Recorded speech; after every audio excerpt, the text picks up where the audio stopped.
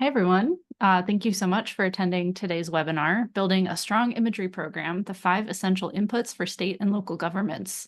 My name is Emily Reitz. I'm the Technology Director here at the National States Geographic Information Council.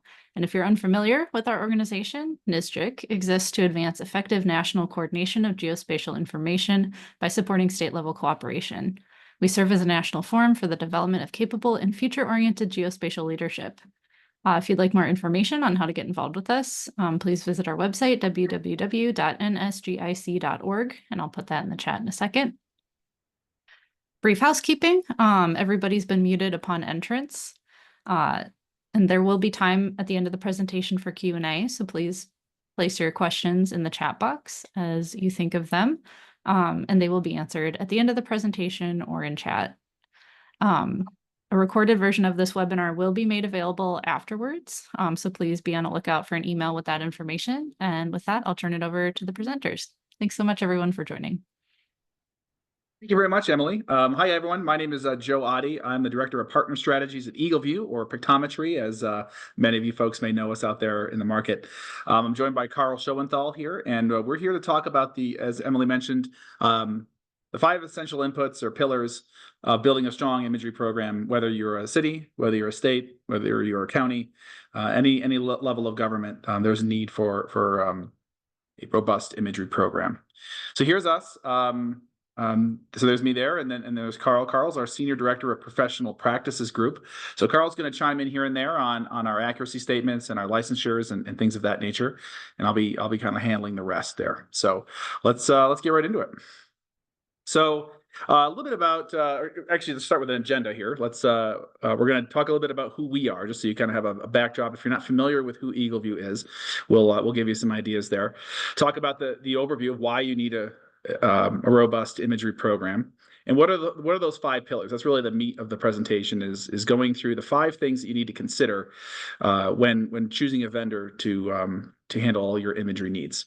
We're going to talk a little bit about a case study that came out of St. Augustine, Florida, that was recently not in the direct path of Hurricane Milton, but on the backside with the coastal flooding that they experienced and that they were prepared for because of geospatial data that they acquired.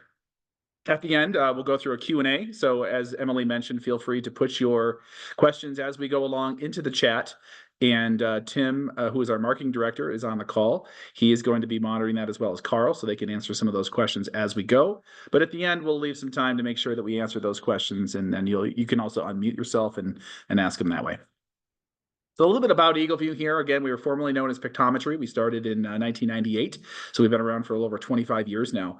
Based out of Rochester, New York, we really pioneered the idea of aerial oblique photography, and oblique being the side angle or 45-degree perspective from an aircraft.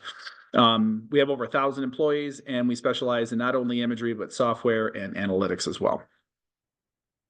Some of our key stats here about EagleView is that we pretty much do everything from scratch. We do not buy cameras off the shelf. We produce everything from the lenses. We calibrate lenses and the mounting bodies and the software stacks on the inside. Pretty much everything is proprietary and therefore patented, and we vigorously defend those in the market. We do have certified photogrammetrists on our staff that allow us to do certified orthomosaics, and Carl's going to talk a lot about that as we go along here. And because we've been around for 25 years and because we have a new capture platform that is incredible, we are now over 3.5 billion images in our database. And all of those images are housed in the cloud and also can be delivered physically. We cover over 94% of the population. I'll show you a coverage map here shortly. And we also are capturing the top 50 metros on an annual basis at 3-inch resolution ortho and oblique imagery for the use of our customers. So we'll talk some more about that as well. So what is, a lot of the folks on this call are obviously in the GIS world, and you kind of have a good idea of what an imagery program is. But just for those that are, not as aware, an imagery program is a holistic, data-driven approach to acquiring, managing, and leveraging aerial imagery to support informed decision-making and operational efficiency and strategic planning for government agencies. It encompasses the entire life cycle of imagery use, from capture and processing to integration and analysis, ensuring that the data is accurate, up-to-date, and tailored to a specific needs of an organization. An imagery program is not just about collecting imagery. It's also about creating an infrastructure that enables consistent, reliable, and meaningful insights that can be applied across your departments that you support. So not only getting the imagery, but also making sure you have the ability to distribute it across all the different functions of government. There's so many use cases when it comes to aerial imagery. It's more than just having the pixels and understanding, just for mapping purposes. It really enhances situational awareness. That's really important for law enforcement. That's really important for recovery of storms. We're going to touch again on the recent hurricanes and why aerial imagery is so valuable.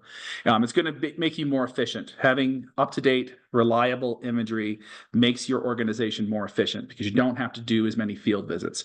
You can do more from your desk. You can do analysis through AI and other tools on these imagery data sets.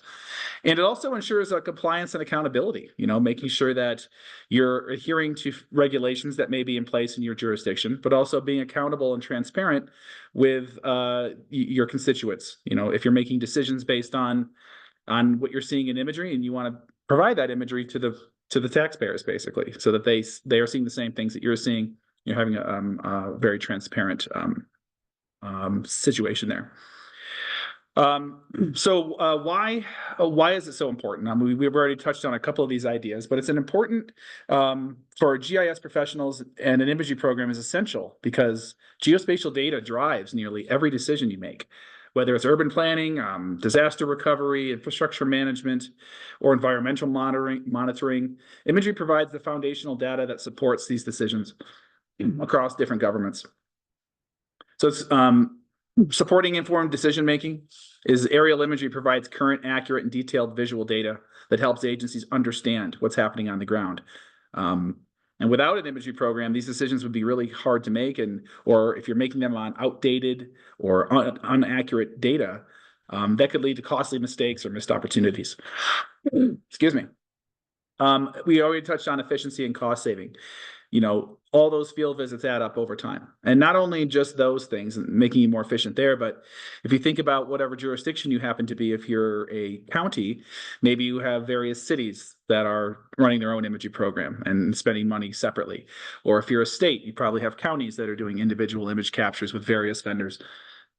Aggregating all that at a higher level allows for more efficiencies on a larger scale, because you're contracting with one entity and you are providing that data to all the different jurisdictions that are below on the org chart. It helps with risk mitigation.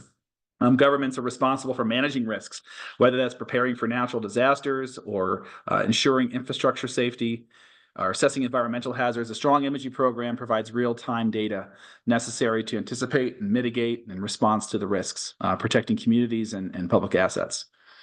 We talked a little bit about the transparency and accountability on the last slide. Again, just making sure that any policies or decisions you're making based on the data that you're receiving from your imagery program is transparent to the folks that you're making those policies for, so that they can understand that why certain decisions were made.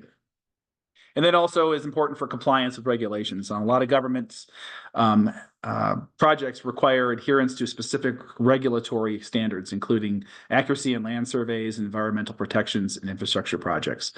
So all of those are real important reasons why it's good to have a consistent and reliable imagery program. So here are the 5 things that we want to cover, and we're going to go into each one of these in a little bit more depth. But the 5 here are capacity, accuracy, resolution, frequency, and licenses. So obviously, capacity is making sure that you have the ability to capture your jurisdiction, and then you're not going to have someone else's project interfere with yours, making sure you're getting it in a timely manner. Is the imagery accurate to the standards that you require? What is the resolution of the imagery? Is it, we'll talk a little bit about ground sampling distance, or GSD, but are you getting 12-inch imagery? Are you getting 9-inch? Are you getting 6 or 3? Or we'll talk even today about 1-inch imagery that EagleView provides. We'll talk about frequency. That's an important aspect of your imagery program. How often are you getting flyovers? Is it once a year? Is it multiple times in the same year? Do you need leaf on? Do you need leaf off? Can your vendor work with you in those situations? Those are important factors to consider. And then from the licensing standpoint, some states have very stringent licensing regulations, meaning that the photogrammetrists that are on staff at a vendor need to be licensed in that given state. Now, some states have that, some states have sort of that, some states don't have that at all. So depending on where you are, that could be a very important factor in deciding on who to go with for your aerial needs. So what we're going to do is we're going to go through each of these individually. We're going to talk about from a vendor agnostic standpoint, what are the things you want to look for. But then obviously I'm with EagleView. We're here to present about our capabilities. So we'll talk a little bit about how EagleView can satisfy a lot of these needs. So the first one here is comprehensive coverage. Can the vendor that you choose handle all of the needs for capture? And a lot of that could be geographic AOI. I live out here in outside of Denver, Colorado. So this is a really good state to use it as an example, because everything out east is very flat farmland. And that's, not too difficult a thing to capture. But as you move west, obviously we have the Rocky Mountains, and it's important to know, can the vendor get up over 14,000 feet to handle all the high peaks in the Rockies? Can they do they have those capabilities? And every state's got its own challenges, whether it be weather, geography. If I'm in Hawaii, that's a whole different story. So those are things you want to consider. Does your vendor have partnerships with others? Not every vendor does everything. Like, for example, EagleView does not do LiDAR. Do we have the ability to partner with a LiDAR provider if that's part of your imagery program needs or planimetric needs? Can your vendor be flexible with your needs? Do you need to capture it at a certain time of year? Do you have other regulations, let's say in tax assessment, where I need imagery as close to January 1st as possible for their state regulations? That's popular in some states. Do you need leaf on? Do you need leaf off? Do you need infrared? All of these things, are they flexible to fill your needs? Future-proofing your program, having reliance that if I'm going to capture my state in chunks every, let's say it's over a 4-year span and I'm doing a quarter of the state every year, do you have reliability in your vendor that the capacity is there to allow, the next 4 years to go off smoothly without a hitch? And is it going to be an efficient data collection? Are you going to be able to get the data timely? Can the vendor capture in a time frame that meets your needs and not have to wait, let's say, a year to get ortho images or something like that? You want to make sure that they're efficient in their collection. So how EagleView stacks up to all of these things, one perception that is probably out in the market is that EagleView has never been a player in the statewide capture program or space, I should say. Well, that was definitely true in the past. It's something that has certainly changed over the last few years, thanks to some acquisitions with new technology, new sensors that allow us to fly higher, fly with more resolution and more efficiency. So we can certainly be considered in that space. We do have plenty of partnerships with other vendors that capture LiDAR, that do planimetric work. And then we also have a ton of partners in the software space that allow for the distribution of that imagery throughout the existing workflows. So you can getting into the hands of your 911 professionals through their 911 system, getting in the hands of your tax assessment professionals through their CAMA system, getting it into your Esri infrastructure. Those are all important things that we can provide. We've always captured where, when, and how you want it. That's always been a pillar of our own company. And we provide support for additional projects, and we have a fleet of over 100 aircraft, which makes us the largest aerial imagery provider from a fleet perspective in North America. So to kind of illustrate that, here is a coverage map of North America. We do fly in US and Canada, and you can see a substantial amount of coverage across the United States. We always tout about 94% of the populated areas are captured on a regular basis. And everyone, it varies a little bit. Some are flying more frequently than others. And you can see that we're flying well into Canada, all the major metro areas, and we actually have aspirations to do more international capture as well as we move along. So for the second pillar, we talked about capacity. Let's talk about accuracy, and for that, I'm going to pass it over to Carl. Thanks, Joe. Just as a way of introduction, I'm Carl Schoenthal. I'm a licensed professional engineer for EagleView. I lead the professional practice group, which includes photogrammetrists, licensed land surveyors, engineers, certified professionals, all geared up to work within our proprietary workflows and systems to deliver high quality, high accuracy imagery. And of course, every strong program is intending to provide the services and the accuracy necessary to meet a wide variety of demands. And so the industry developed, standards over the past 20, 30 years as this industry has evolved. And our group is represented in many of those committees, those standards development activities to bring our expertise and learnings to the industry and to share that across for the benefit of all those that participate with the imagery programs. So when it comes to accuracy, we're talking about positional accuracy, horizontal accuracy, measurement accuracy. There's a number of different things that become immediately recognized as high value when you get into implementing and deploying this imagery across multiple platforms and workflows. Of course, improved decision-making, accurate imagery, provides the confidence that you need to make informed, in some cases, high-stakes decisions with respect to infrastructure, land management, resource allocation. And the goal here is to minimize costly errors, minimize visits to the field, and to take wide advantage of the fact that that this imagery can provide a lot of the answers to the questions that you're looking for, especially in cases where you've got to go long distances to find out various things. Imagery that has a high accuracy certification can be trusted.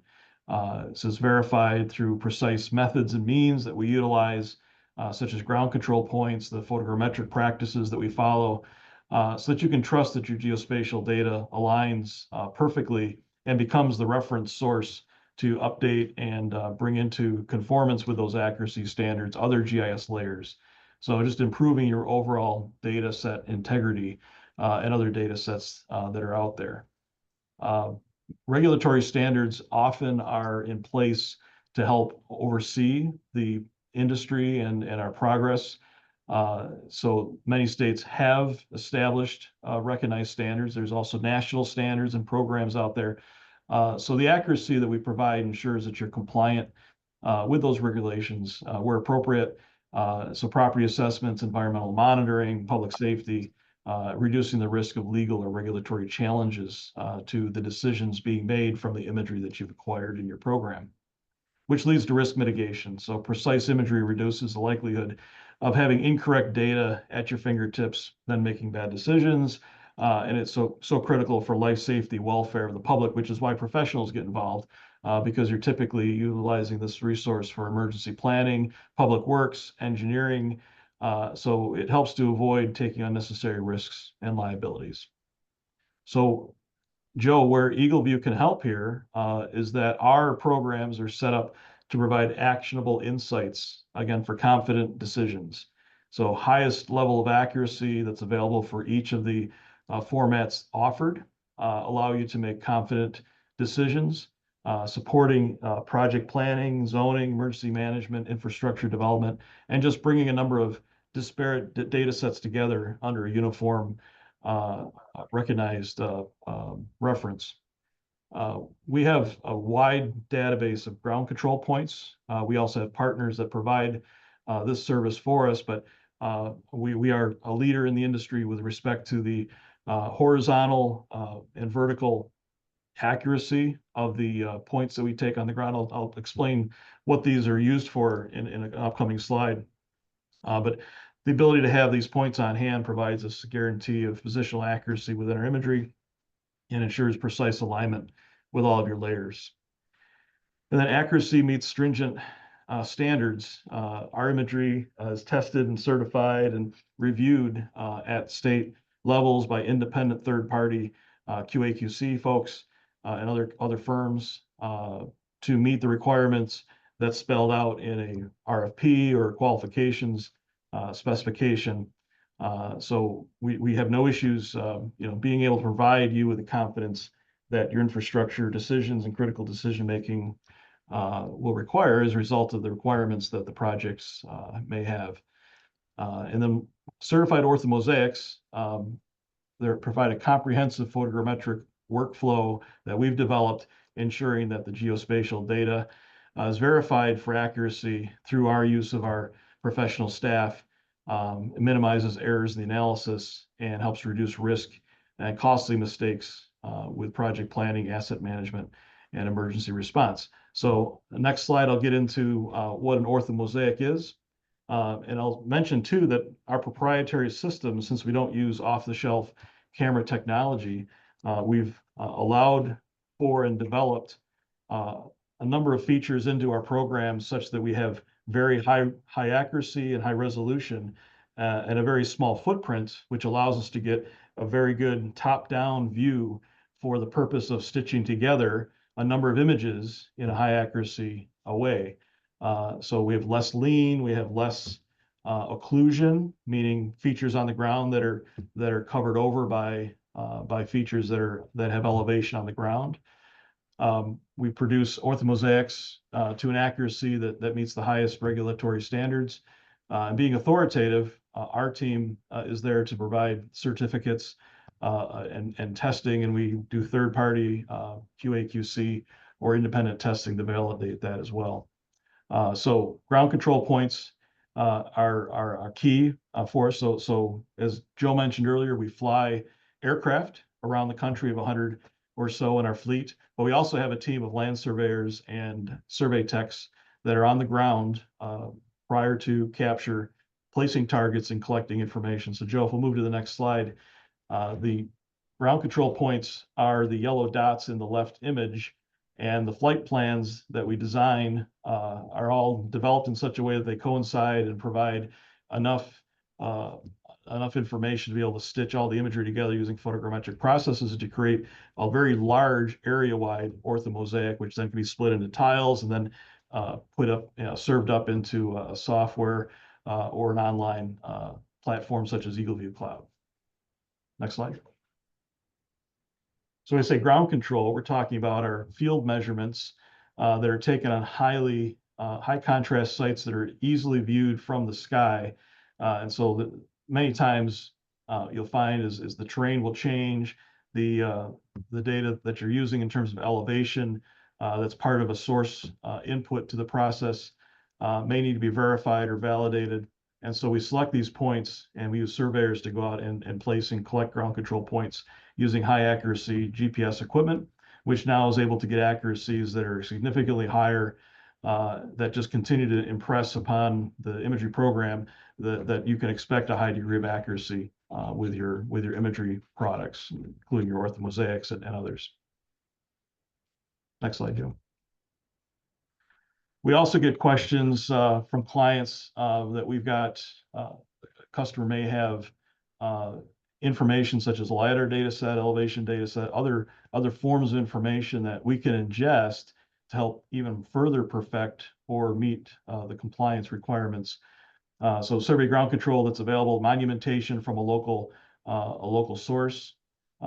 We always check to make sure it covers the entire area, AOI, area of interest.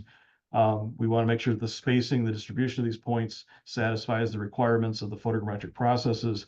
What projection is the data in? What is the projection for the project? And how is this accuracy documented? Will it meet our processing requirements? So we go through a stringent review when incorporating local information into our processing workflows. Next, Joe. We also, as I mentioned earlier, participate in the development and organization of industry standards. So ASPRS, the last organization there, they certify photogrammetrists, and we've had opportunities in the past year to support and work on an oblique accuracy standard, oblique production standard. But there's now a number of standards that have been put in place so that the industry and the customers and you folks have the ability to reference these standards and ensure that the responses you get from vendors are apples to apples comparisons. Standards were created first in 1947, back when aerial imaging was just a very, very new technology. And then over the years, the federal government, through the FGDC, Federal Geographic Data Committee, and the development of the National Standard for Spatial Data Accuracy, have come to create all the processes and validation techniques that we utilize. And then ASPRS is the foremost organization that we participate in and are members of for development of appropriate standards. And there's standard from 1990 that really predates digital imagery. There's a standard was developed in 2014 at the onset of quite a bit of the revolution of digital orthoimagery and the need to create a uniform set of standards, and further revised and refined again in 2023 and 2024. So we're very well versed in what those standards require. And if you have any questions or need some assistance in preparing an understanding of how that could fit into a request for proposal or developing standards that you would incorporate into your program, we have the expertise as we help develop these standards. And lastly, I'll just go into the last slide here, Joe, is the multiple use cases that we can offer because of the quality of our imagery. So here you have a couple tiles of imagery that provides you with just a very crisp, clear image quality and accuracy for the purpose of high accuracy measurements between points on the ground, structure inventories, building measurements, supporting the engineering, transportation, GIS world, and then getting into municipal planning, parks, recreation, public works. We'll get into some of the higher resolution products that have superb resolution and accuracy that allow you to do multiple things that were not really possible before without driving around in a vehicle, which then only limits your ability to see what you're looking at. When you're from the air and you're looking at straight down in a 45-degree oblique, there's so much more context available to you. So project planning and infrastructure mapping is a huge element of what the high accuracy pillar allows you to do. Back to you, Joe. Thank you, Carl. Okay, so moving on to number 3 here, we'll talk about resolution and why that's so important in your decision of an aerial provider. Obviously, it kind of goes without saying that the more resolution you have, the more insights and you're going to be able to derive from that imagery because you're going to be able to see more, very, very simply. It's going to help you with predictive modeling. AI is here and it's going to stay, and it's going to really revolutionize, if it hasn't already, many of your workflows. And does the imagery that you get from your provider fit in well with your predictive modeling that you're either using someone else created or models that you're building yourselves? The better the resolution, the more that you're going to be able to pick out from an image. And we'll talk a little bit more about that in a slide or two. You're gonna be able to see subtle changes, as Carl said. When you have a great viewpoint from the air, you can see large expanses, and understanding how things have changed with an imagery program, you often are going to have a historical library of imagery to look back on to see that change. And then whether you're using your eyeballs or whether you're using AI to detect that change, that's important to have resolution so that you can see not only the big things to know that there was a building here and now it's not, or vice versa, but now with the better resolution, you're going to be able to see the more subtle changes, like what are the changes to a property, or the street sign that is now looks different or is damaged, or the pavement markings on your streets. Are you able to tell those type of changes that maybe you couldn't have done before? And then it's going to help support complex projects. So with complex projects, there's a lot of different people involved and everyone has different needs, and the better resolution you have is going to kind of fill the needs of all of those different groups. So here at EagleView, one of the things that we've been pushing on real hard lately is our capability of capturing 1-inch GSD imagery. And this is the lowest resolution image at scale in the market from an aircraft. And we can do not just a neighborhood or a city or even a county, but we can do entire states at 1-inch resolution, thanks to new technology and sensors that we have in our aircraft. So obviously it's going to give you a lot more data, a lot more intel, and then it's going to help with that AI predictive modeling, which we'll talk again about here in a moment. Kind of already said the third one, enhanced pixel value to support analysis. The more pixels you have, the more you're going to be able to tell, and the more you can do remotely. And then it just makes it very versatile across departments, whether you're in GIS, whether you're in public safety, whether you're in transportation, or whether you're in engineering. Having this low level of accuracy is going to really enhance and give more insight to all of those different groups. So with lower resolution imagery, even 3 and 6 and 9, all real good. There's still a lot of value in that, but when it comes down to identifying features on the ground, sometimes you are guessing. It's going to be hard to pick out a fire hydrant from a 6-inch image. You probably guess what it is, but you're guessing. The more resolution you have, you go from guessing to knowing, and that's just going to make everything more efficient across the board. So here's some examples as we talk about these resolutions. And you can see we're going to go from right to left, actually. And the one on the right being a 6-inch image, still real good. A lot of folks would be super happy with 6-inch imagery. But as you this is a great example because it has the same exact property. And if you go to the 3-inch image in the middle, you can see, obviously, it's a lot clearer, a lot more detail. And then as you get into the 1-inch, it's funny, from this image, it looks kind of similar to the 3-inch, but where the value is, if I were to zoom in on that, then you really start to see the value that 1-inch image brings. We'll show you some examples here. Here's an example. This is one right here. Because we have technology that allows us to stitch together these oblique frames, because one thing about 1-inch imagery is the size on the ground is very small. The footprint of that image is relatively small. So when you have large parcels, large geographic areas that may not fit in one individual image, we actually can stitch together our obliques so that they kind of look like one uniform oblique image. And you can see the color balancing is almost perfect, and you wouldn't even know that picture right there is 4 or 5 different oblique shots. But you get that scope, you get to zoom out and kind of see the whole area that you're looking at. But then as you dive in, you're not losing that resolution. You have the ability to see what that HVAC unit looks like on top of that building. This is another amazing image. This is actually probably a little bit better than 1-inch. This is probably about 0.75-inch resolution. And this is not from a boom crane or from a drone. This is from an aircraft thousands of feet in the air. This is the kind of capabilities that we can provide now, that you can just tell all the detail about whatever it is you're looking at to, again, make those informed decisions. One of the things that's real important is like identifying street signs, and so that's why the oblique imagery and the ortho are very complementary to each other, because obviously you're doing a lot of your mapping, you're doing most ingestion of imagery is that ortho perspective, but when you have the ability to kind of take a peek at the oblique images, now I can see those street signs. I can see where the cracks and sidewalks are. I can see what the pavement markings look like. I can identify a fire hydrant very clearly. I can see the storm drain or culvert or manhole covers very, very clearly.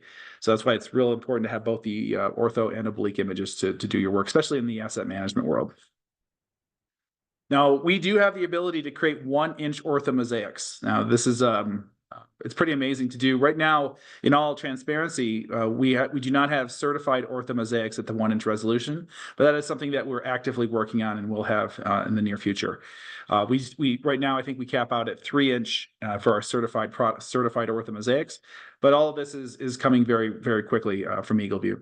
One of the great things is, even from a visual perspective, if you have this kind of a typical intersection that you might get, from your aerial provider.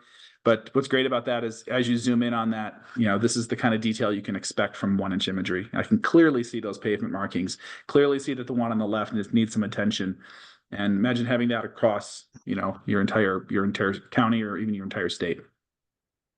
So to go a little bit more about pixels, we talked about GSD being ground sampling distance, and that's really just the distance between the centroid of 2 adjacent pixels, the distance between those two spots. The image on the left is a representation of a 3-inch pixel, so that represents 3 inches by 3 inches on the ground. And if you were to take that and upgrade to a 1-inch, kind of on the paper, it looks like you're getting three times more data if you're going from 3 to 1. But in reality, you're actually getting 9x more data, because you can fit 9 1-inch pixels into a 3 by 3 square. So you take that, and it's just going to give you so much more context and detail as you're looking at whatever you're looking at. We've talked about these a lot already, the benefits of having clear, high resolution. Whether it's, I will step back a little bit and say, even if you're not with EagleView and you're going from, a 12-inch imagery program that you've had in the past, and now you're looking at 6-inch, or you've had 6-inch and you're looking at 3-inch. All of these things, no matter who you're using, is going to benefit you for the ground truthing. It's going to give you more confidence in your feature mapping, where the state it is in today. If you're doing actively planimetric work, it's going to help there, and it's going to make you more efficient with your field visits. As we talk again about AI, remember that in an AI model, they're basically categorizing each pixel as one thing or another. And let's say you have a curb running through a 3-inch pixel. That AI model is either going to label that pixel curb or no curb, depending on the model. But with 1-inch imagery, as you dial that in, now you have 9x more pixels. And now instead of having just that one area of space being defined as one or the other, Now I have 6 pixels that defined as curb and 3 neat. So imagine that on a larger scale as you're using AI to digitize your features. It's just going to give you a much better results. Okay, so the third pillar here, or sorry, the fourth pillar is frequency, making sure that you have the frequency that is needed. And this is a major consideration because you need to know how often am I going to be getting a new flyover? Do I need imagery every 3 years or 2 or 1? Or do I need 3 flights in 1 year? Do I need a leaf on and a leaf off? These are all major considerations when choosing your vendor there. You always want to make sure you have up-to-date data because that's going to help you keep pace with change. This is no more prevalent right now than it is in South Florida, in the southern part of the United States, in Tennessee, and North Carolina and Georgia, where you're recovering from these storms. And having that before data set is so important. And the more current, the better, because when a disaster comes through and then aerial imagery is captured after that, so important to have this current imagery you have historically compared to what just happened. And we'll show you some examples of that here in a moment.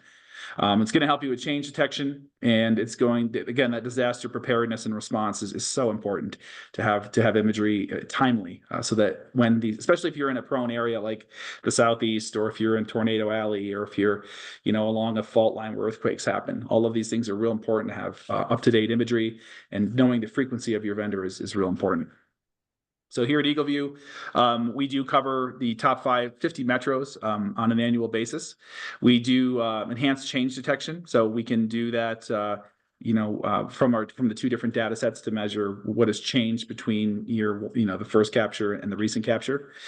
We have a very extensive disaster response program, which has probably been one of the largest responses we've ever undertaken between Helene and Milton. I don't even know the number of counties or areas of counties we've flown. It's tremendous, all the way from the Tampa, Sarasota area, all the way up to Asheville, and then to Tennessee and Virginia. So it's been quite amazing the last few weeks, and especially after seeing all the devastation that's happened out there, we're real happy that we can provide timely imagery to our customers to help them in those recovery efforts.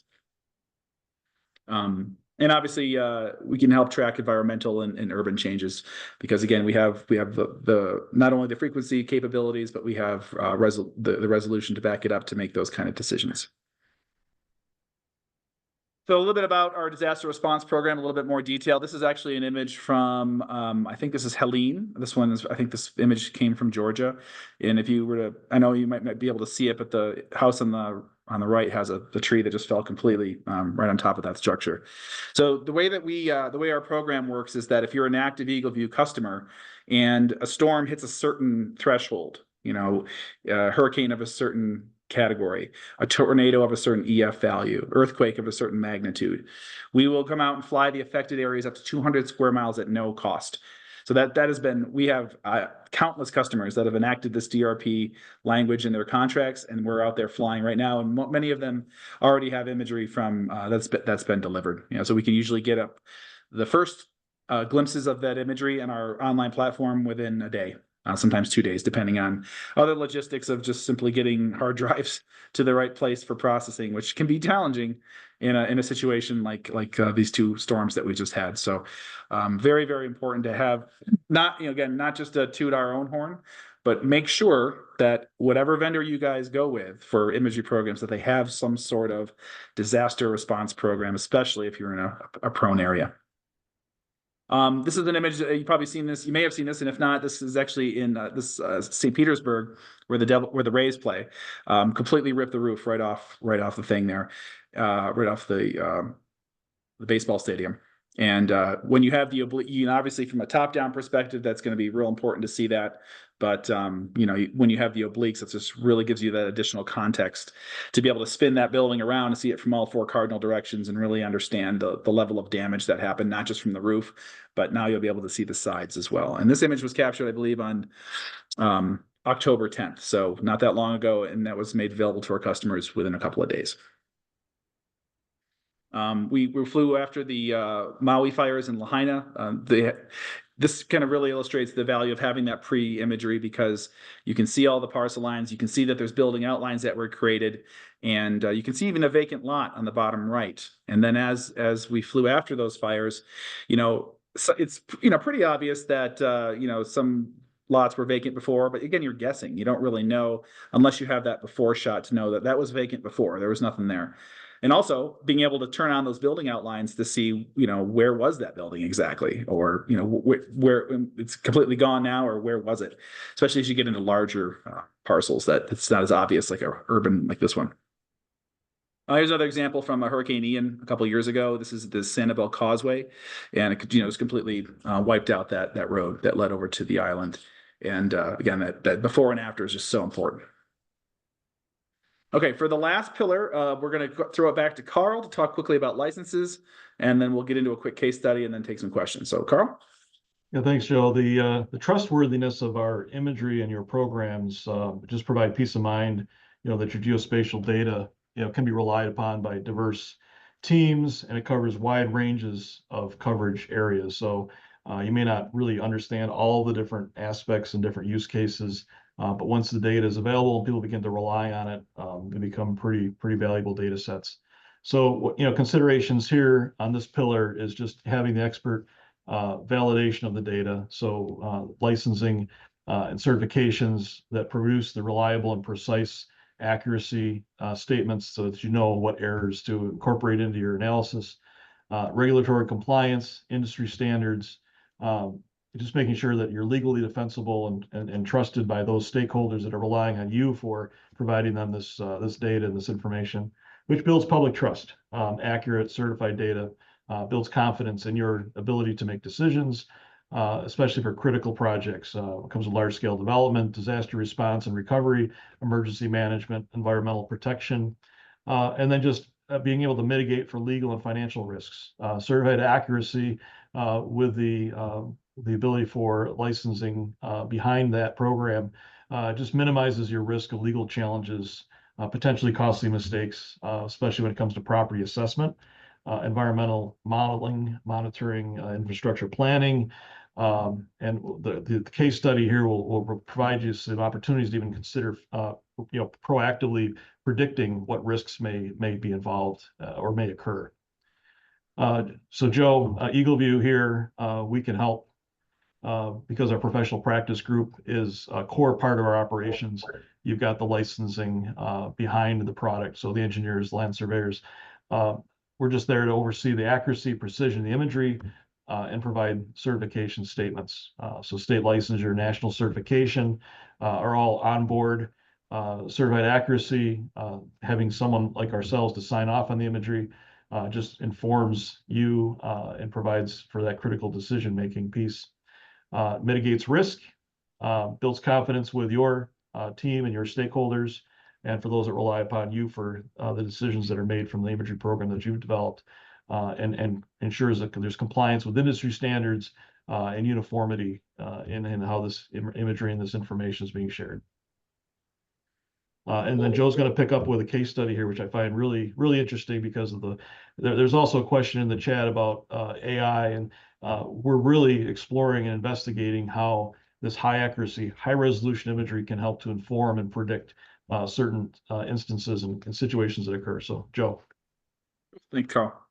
So this was very timely. Back on October 7th, the city of St. Augustine put this statement out saying that the rising waters from Milton would threaten parts of St. Augustine with 3 to 5 feet, or up to 1.5 meters of storm surge, and it would cause substantial flooding in the area.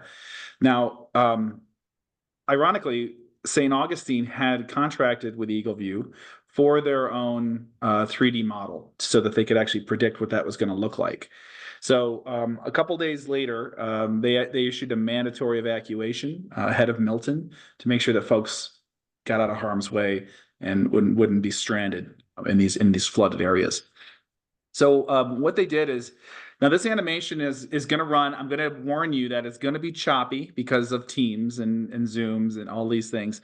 It looks perfect on my end. It's smooth sailing, but you guys might see some choppiness and things of that nature. But it is just because of the web meeting.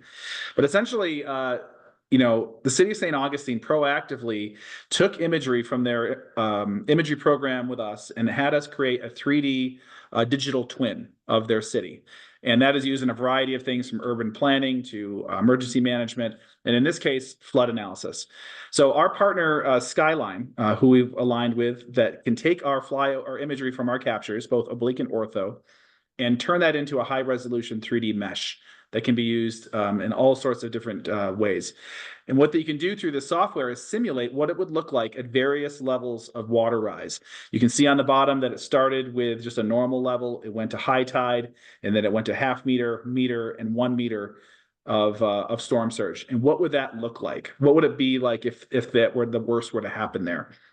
So these 3D models really help in that predictive analysis and understand that when, it's not really an if anymore, it's a when this happens to us at some point, how is that going to affect this region? And not only from, zooming in to see the buildings real close like you just saw, but also if I were to zoom out on this whole peninsula to understand what is the impact of these rising waters here.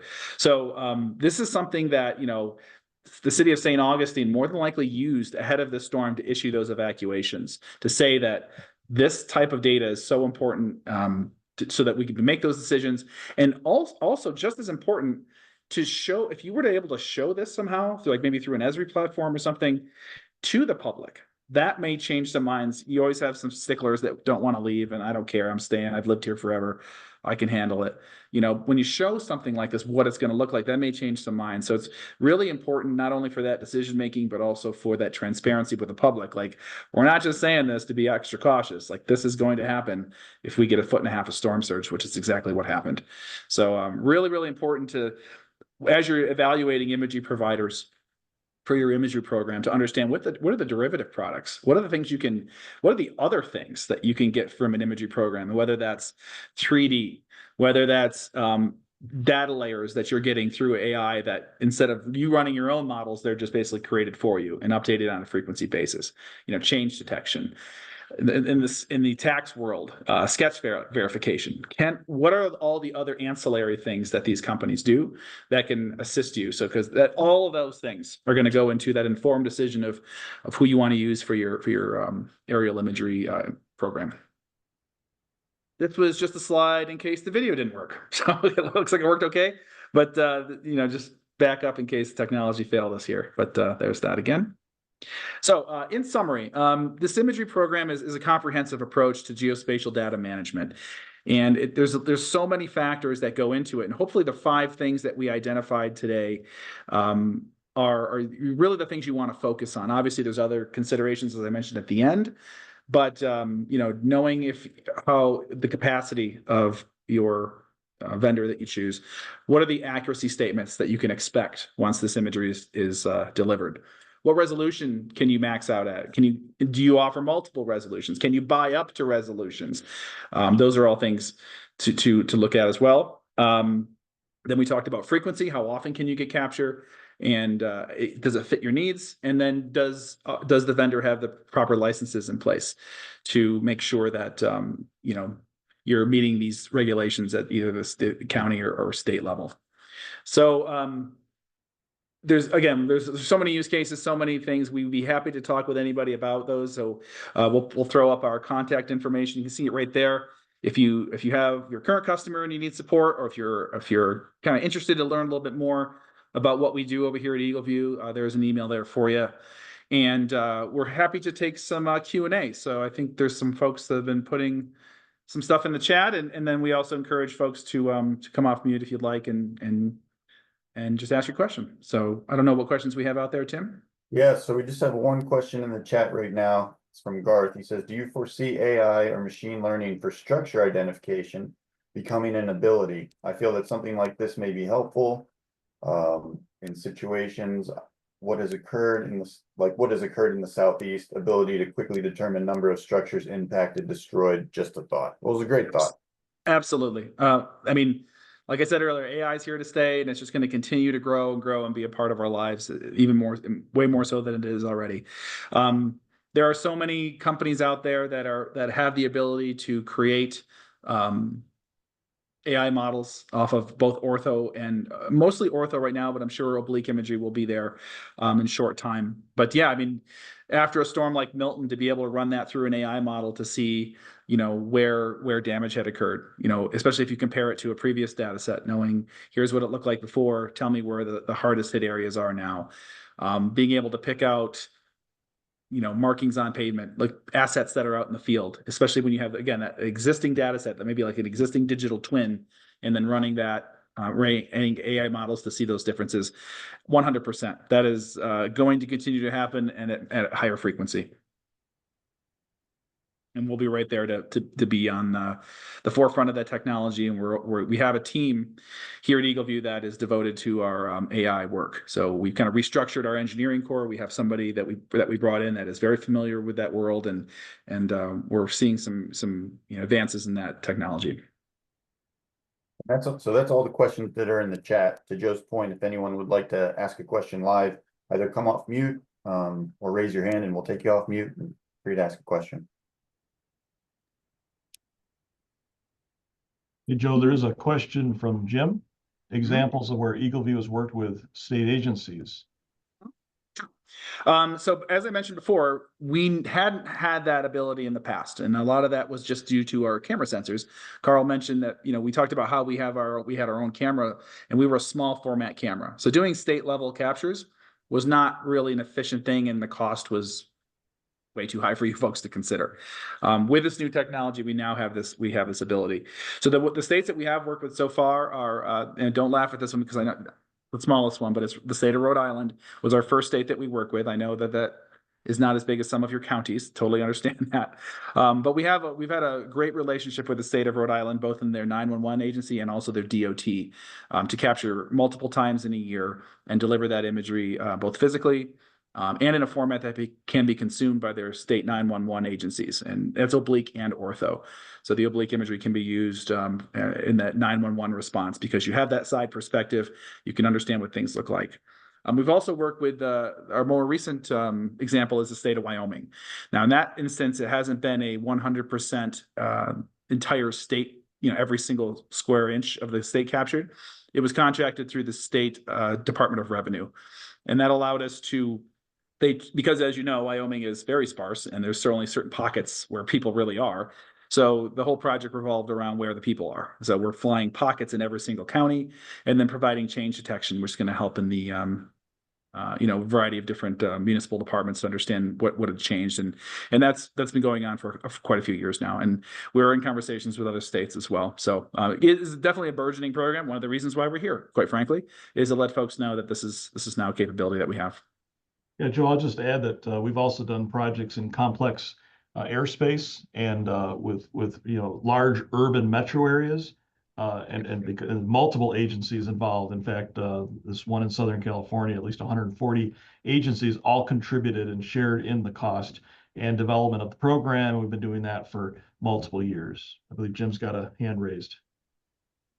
What about shooting different resolutions depending on the needs of different areas and different agencies and that kind of thing? Absolutely. That's one of our core assets. We've been doing that for a majority of our tenure. We really give our customers the say so, and where do you need high resolution? We're just going to blanket your state in X resolution and there you go. You guys decide, you tell us, do you want it done in pieces, like a quarter of the state at a time? Do you want it done in the spring? Do you want 6-inch here, 3-inch here, and 1-inch here? Those are all decisions that our customers have been making for years.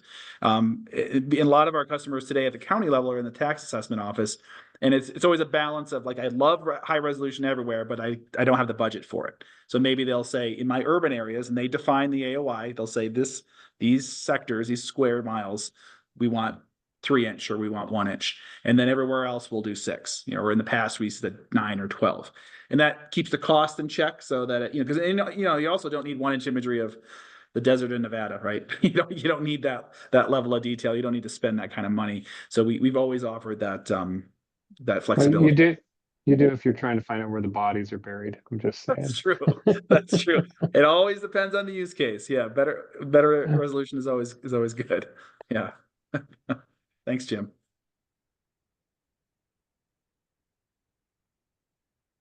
So we just had another question come through. How has EagleView handled government imagery programs that are statutorily required to release imagery in the public domain? Sure. Yeah, so that's always been another thing. I know there's some perceptions about EagleView and how we've been able to our licensed program. So basically, from the ortho perspective, we have always been able to negotiate true ownership of the orthos. So in those scenarios, we do that all the time with our customers. By default, it's a co-ownership model, but we negotiate ownership of orthos all the time. So once you have ownership of orthos, you can pretty much do what you want with them. The obliques are still a licensed product, and one that we certainly can deliver orthos, or I'm sorry, obliques physically. The issue is how are you viewing them? Like, what is the ways in which you're consuming them and distribute them through that? And you need kind of our software to view the oblique imagery. So there's kind of two sides of that question there. From the orthos, though, we can absolutely negotiate ownership, and then you have full reign to do whatever you want and distribute them how you wish. And then the obliques are still an oblique model, or I'm sorry, obliques are still a licensed model, but that may change as well as we uncover new ways to distribute oblique imagery through tools like Esri. There may be additional opportunities to negotiate those as well. Okay. Well, no other questions have come in, and we are about 3 minutes to the top of the hour. Sure. So I think Yeah, so we'll just throw this up here real quick. If anyone would like to get a hold of Carl or myself, you see our email addresses right there. Again, there's our support email on the bottom. And I believe Nizjik is going to make this presentation available. And if Emily wants to kind of say where or how that's distributed, please chime in. But we will have this recording made available for anybody who wants it. Yes, from the NISDRIC perspective, an email will go out to all webinar registrants when the recording is available, and it will also be found in the NISDRIC knowledge base on the website. Thank you so much. Yep, thank you everyone for attending. We really appreciate you taking an hour out of your day. We know you're all busy. Hopefully you learned a little bit today, and certainly willing to field any questions that you guys have. So thank you again for your time. Really appreciate it, and hope you enjoy the rest of your week. Thank you.